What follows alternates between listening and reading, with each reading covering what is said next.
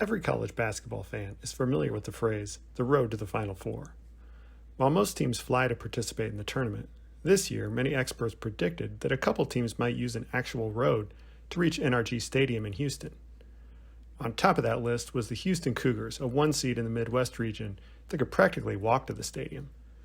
Or if not Houston, then perhaps the Texas Longhorns, the 2 seed in the same region, or even 3 seed Baylor in the South region. Well, there's been a little extra madness in March Madness this year. None of the top 3 seeds in any region made the Final Four, and none of the remaining teams is less than 1,000 miles from Houston. No one's packing up the team bus to get to this final stop of the tournament, but let's imagine if roads were the only way to travel. What if every team had to drive to Houston and to each game along the way? Which of the remaining 4 teams could legitimately lay claim to traveling the longest, hardest road to the Final Four? Each of the remaining teams had an exciting basketball journey to reach this stage of the tournament, but since this is point-to-point, we're having a little fun today and analyzing the travel journeys instead. We'll start with UConn, the 4 seed in the West region. The top 4 seeds are generally considered protected and given a first and second round assignment relatively close to home. We see that was the case for the Huskies, who played their first game at MVP Arena in Albany, just 132 miles away. Let's see how the other 3 teams fared. Miami, 5 seed in the Midwest region, joined UConn in Albany for the first round. It would have been a lot longer road from South Florida, taking more than 1,400 miles in 21 hours. Oof. By comparison, nearby Florida Atlantic, the 9 seed in the South region, needed only 1,100 miles and 17 hours to reach Columbus. Still quite a drive. By far, though, San Diego State drew the short straw, suffering through a brutal 35-hour coast-to-coast drive to cover the 2,400 miles to Orlando. You're probably talking about 2.5 to 3 days on the road. Adding insult to injury, the Aztecs' first-round opponent was 12 seed College of Charleston, traveling a mere 400 miles to the game. Moving on to the Sweet 16 and the second weekend of games. When we last left UConn, they had just enjoyed a pleasant drive to Albany. Unfortunately for the Huskies, their next stop would be much less pleasant. Very unpleasant, as in 3 time zones away unpleasant.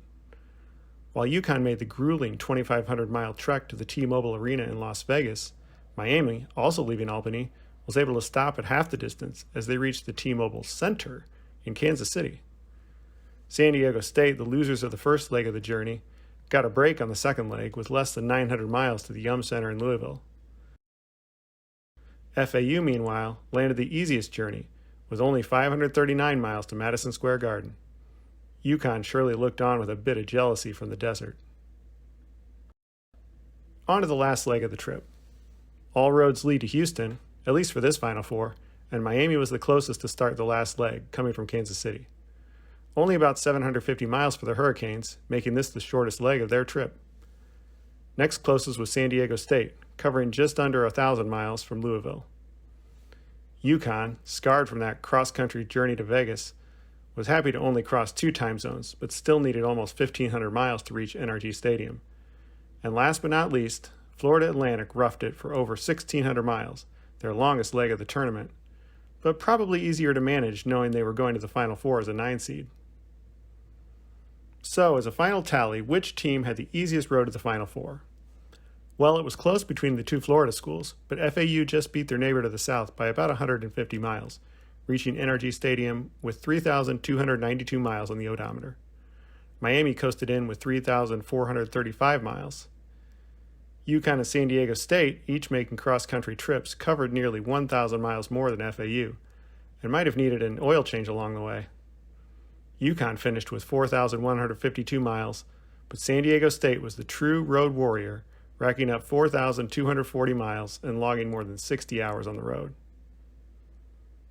Even if these teams didn't drive to Houston, they've covered a lot of distance over the last 3 weeks, as have their fans, and I'm sure they'll all be happy to take public transportation to the game.